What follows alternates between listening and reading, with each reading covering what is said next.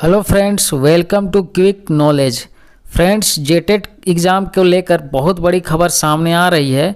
जैसा कि आप देख रहे हैं कि दिया गया है कि इस वर्ष नहीं हो पाएगी झारखंड शिक्षक पात्रता परीक्षा।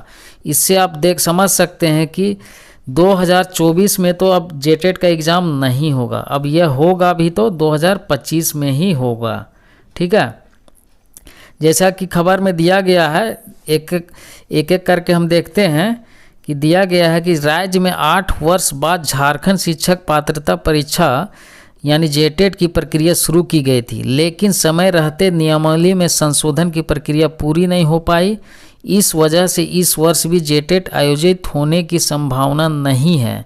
सीधा यहाँ लिखा हुआ है कि इस साल जेटेट का एग्ज़ाम नहीं होगा।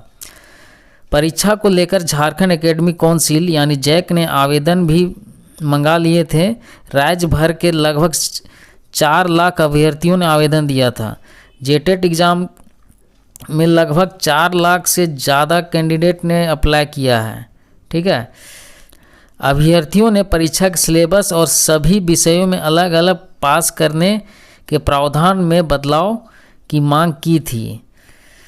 अभ्यर्थियों का कहना था कि सिलेबस व परीक्षा में पास करने का प्रावधान NCTE की गाइडलाइन के अनुरूप नहीं है।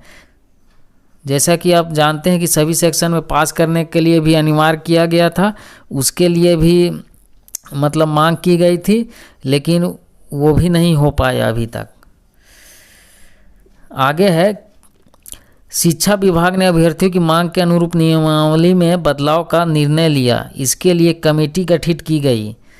कमेटी की रिपोर्ट के अनुसार सिलेबस व परीक्षा पास करने को लेकर तय प्रावधान में बदलाव को लेकर तैयारी शुरू की गई, लेकिन इसकी प्रक्रिया पूरी नहीं हो पाए। यानी कि सभी प्रक्रियाएं अभी रुकी हुई हैं। और जैसा कि आप जानते हैं कि अभी राज्य में आचार संहिता लगा हुआ है और चुनाव होने वाला है। इस वर्ष तो मान के ही चलिए कि एग्ज़ाम नहीं होगा। अब एग्ज़ाम कब होगा वो भी देख लेते हैं।